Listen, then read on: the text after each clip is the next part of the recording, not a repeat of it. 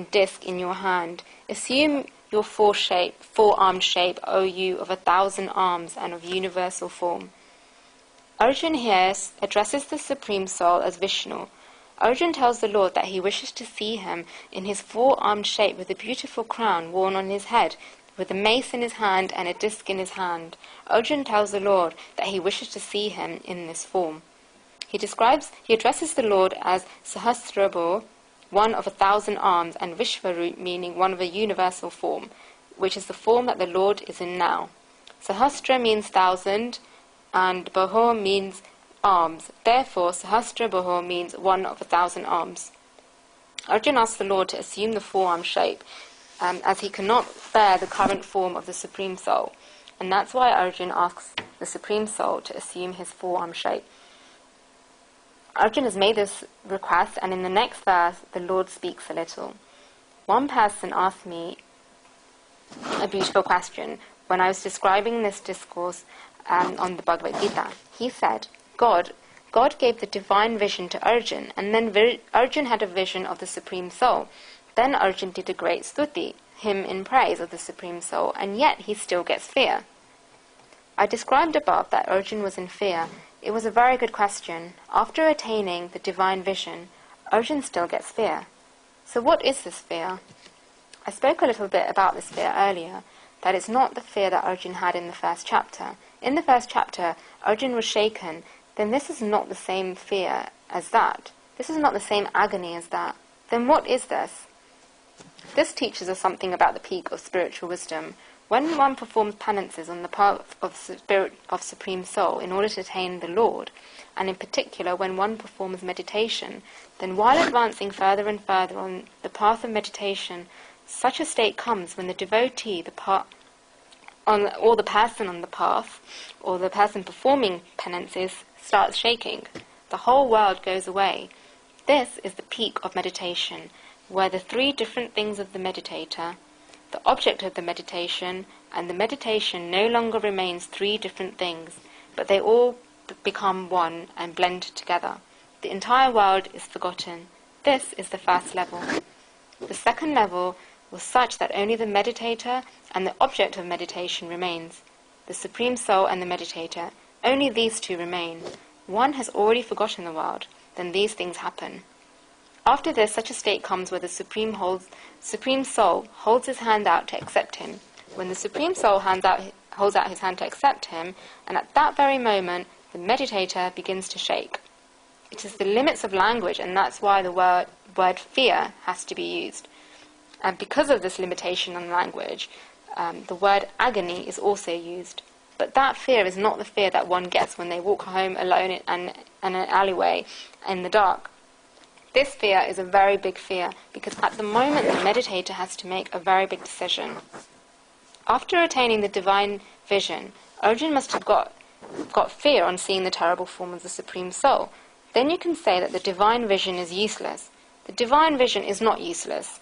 What is Arjuna's fear? This is the fear that if he stood in the presence of the Supreme Soul, just like there is a flame, and we get attracted to it and it falls into it, just like rivers go with the force that become fitted into the ocean, the meditator is standing in that same state. The individual soul is standing in that state. The Supreme Soul is absolutely in front of him, and in that moment, and in that fact, not that moment, but in that fraction of a second, this is the state when the individual soul becomes amalgamated into the Supreme Soul. At that moment, the individual soul has the fear that, do I wish to become the form of the Lord? Do I wish to become amalgamated into the Supreme Soul?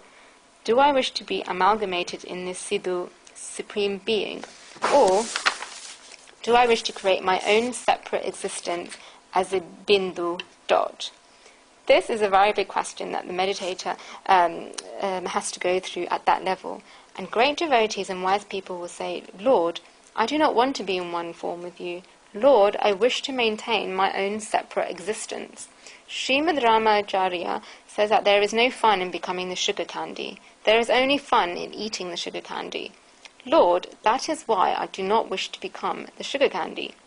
You are beautiful, Lord, there is no doubt about this. But if I come inside you, then I will become the sugar candy. No, I want to be 1 centimeter away from you. 1 centimeter is only an example, but because of that small distance, I can see you, and that is why I believe in you, and that is why I can perform devotion of you.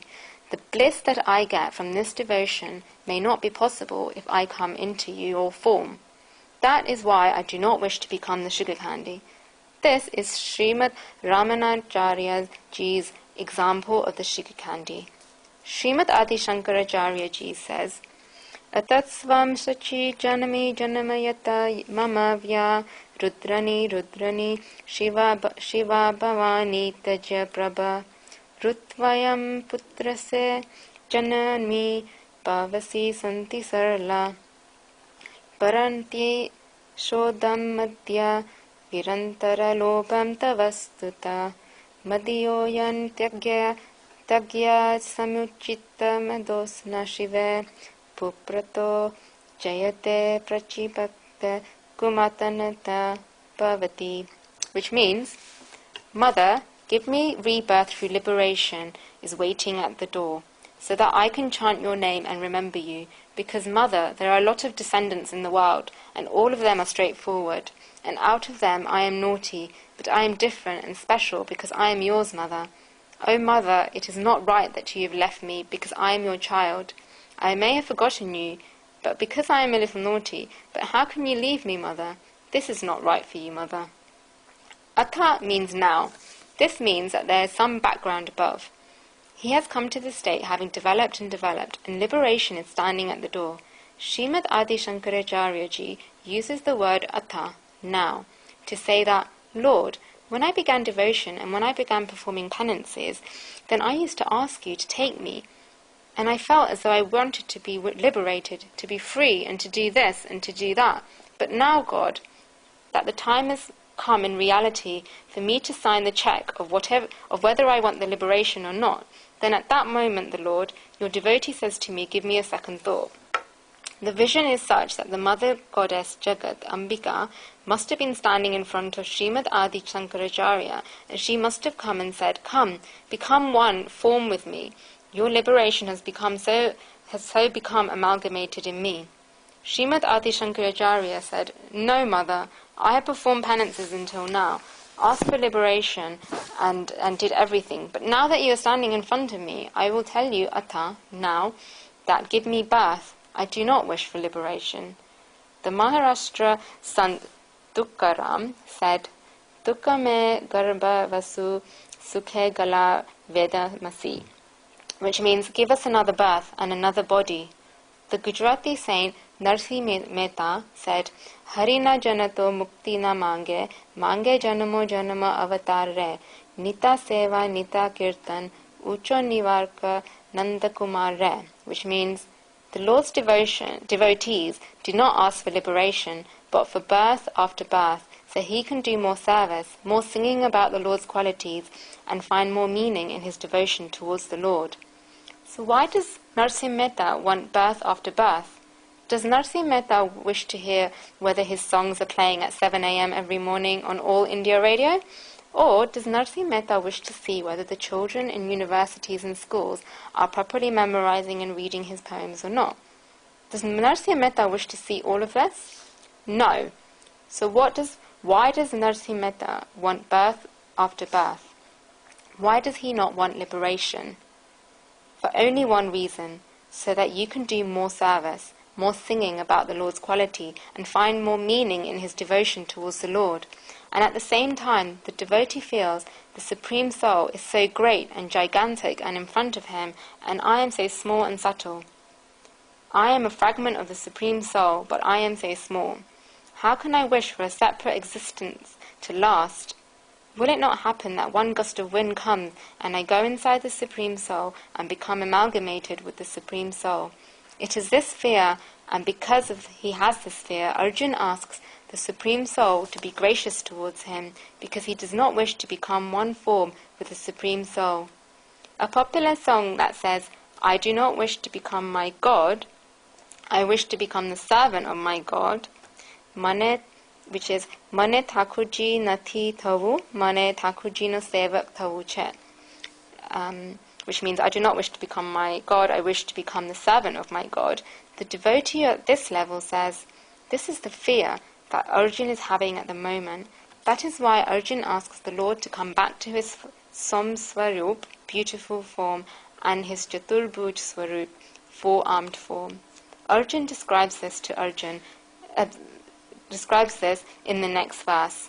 End of verse.